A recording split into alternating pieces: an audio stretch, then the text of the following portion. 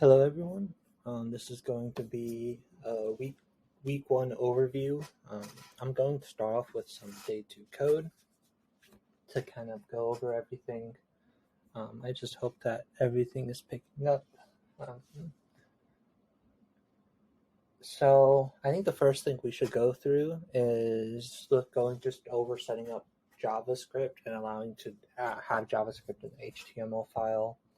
So the first thing is inside of the body, we want to make sure that we have this canvas tag. And then inside of the script, then we can access the canvas and the context, which in this case will always be 2D. This will allow us to draw to the canvas, have different colors, that type of stuff. I think the next important thing would probably be drawing. So with drawing, there are kind of 3 or technically 4 things that we should know how to draw. It would be rectangles, circles, lines, and text. For rectangles, we want to start on it takes 4 inputs. It is the top left X, top Y, or top left Y, then bottom right X, and bottom right Y. So the way this would kind of look is it would be this point and this point, and then it just fills in the rest.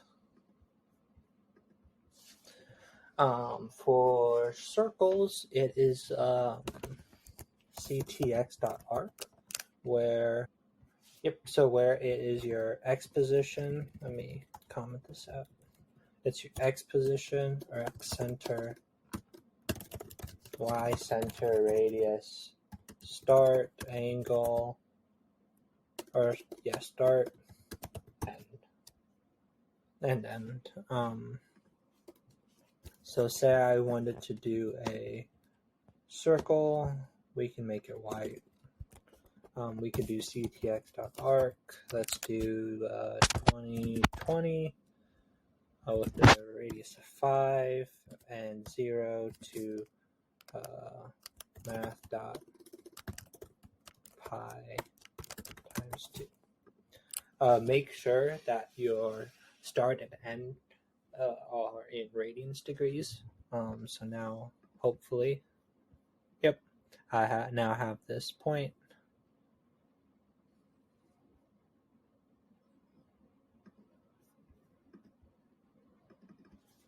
We can comment this out now. So so now we have the circle, and then the other thing that we want to look at is lines. Lines are in the form of X position, Y position. So if we just comment out this plus equals, we can get a better preview. Okay. So this is the let's say when we do the line 2, the line 2, we give it a point, and then it will look for that next point that is given to them, and it will draw the next point, and it will connect the two, and then it will also go from point 1 to 2, 2 to 3, 3 back to 1. Then for colors, first you'll actually have, for colors, you have to establish your fill style, your begin path, and then your fill. So that's for each individual shape that you do. And there are a couple ways you could do it. You could do a name like green, black, blue, and then there's some HTML name specific ones that you could Google. There's the RGB values ones that range from 0 to 255. And then there is the hexadecimal, where it's a base 16 digit, I think.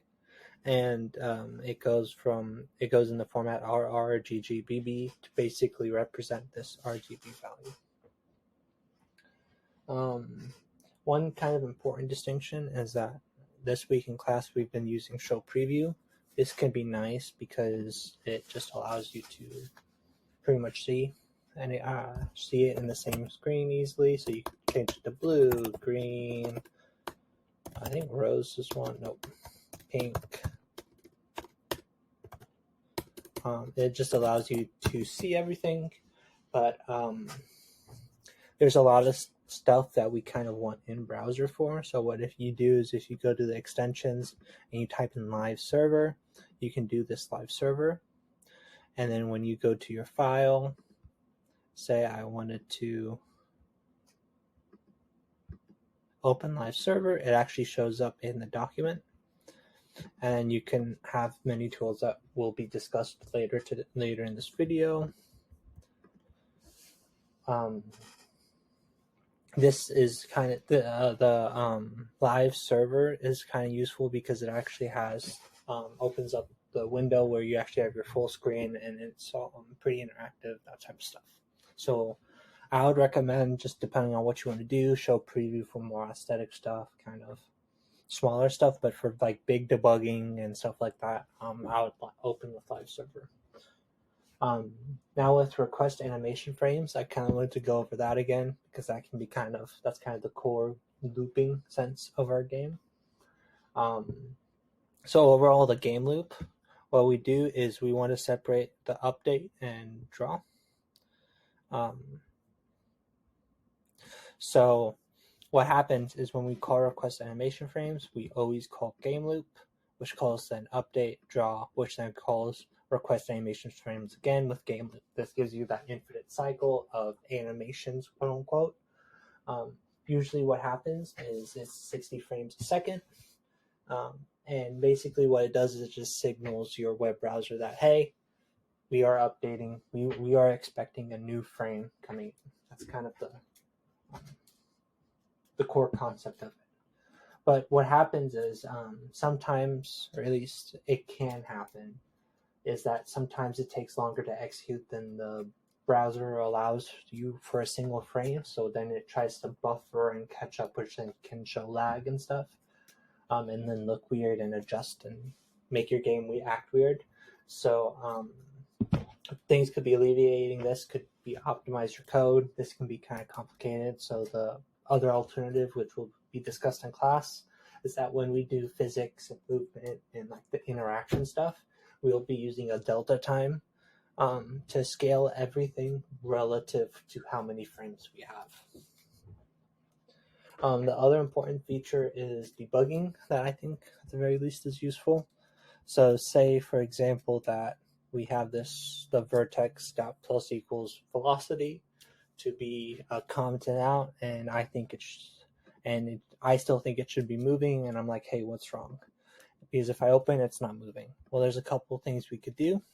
What we could do is we could do this console.logging, and this is with a formatted string.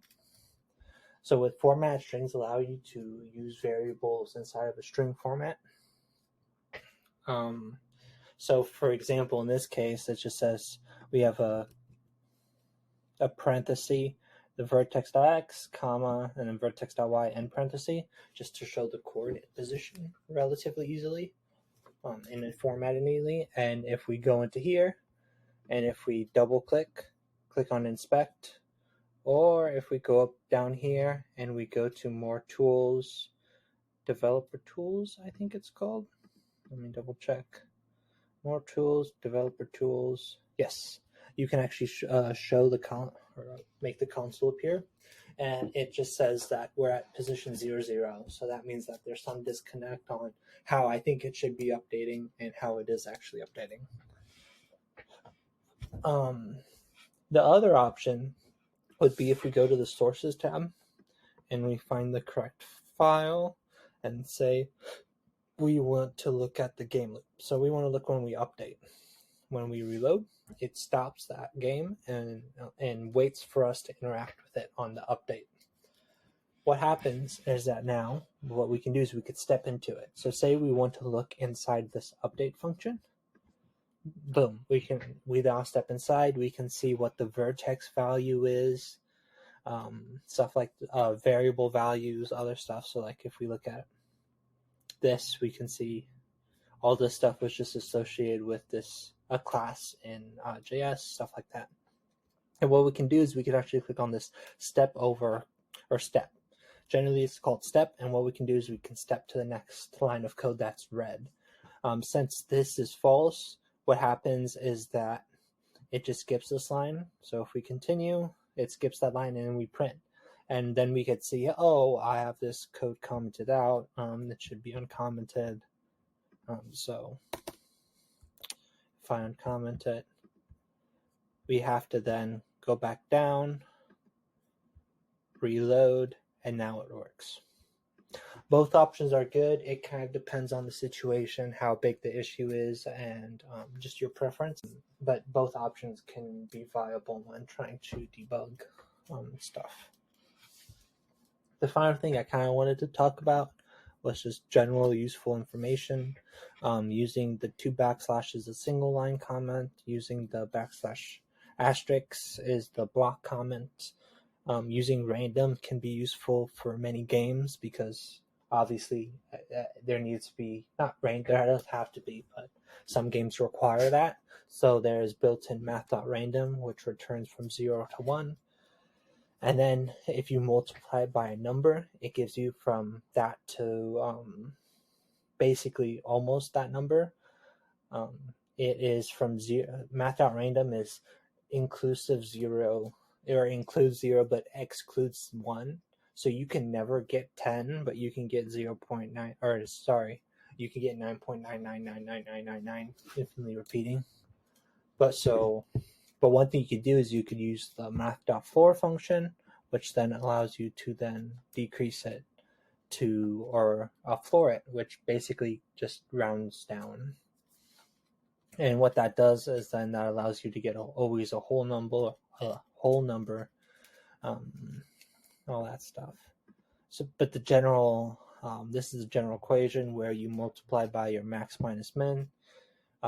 You multiply that with your random, math.random, and then you add your minimum. Another thing that's really important is arrays. Arrays are just very useful for game development. This is how you make an array. You do your brackets, and then you can put any value in there. Console.logging your arrays.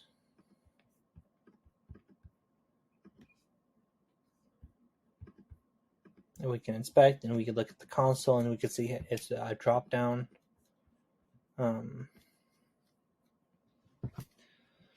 And then we could also see how to adjust the values of a specific index. So we could see that the old name is, in this case, the old name is knight, and then the new name is horse. And I changed it by specifically accessing the index and setting it equal to horse.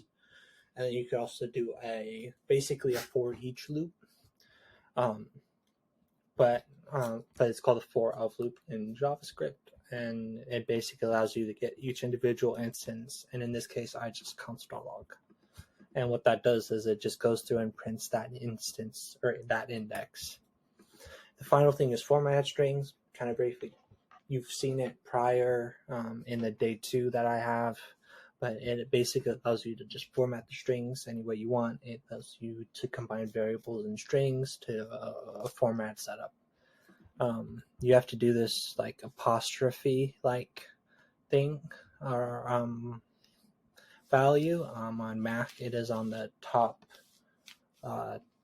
It's near the top left by the escape, and I think it's also for on MacBooks, and then on keyboards it's also in that same area, as if I recall correctly.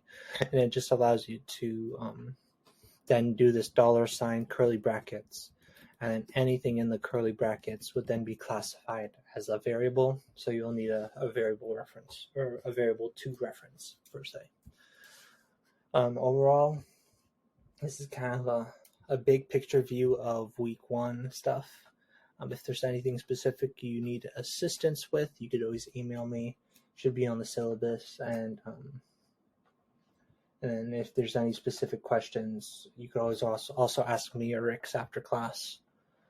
If there's something specific you want me to cover, then feel free to ask.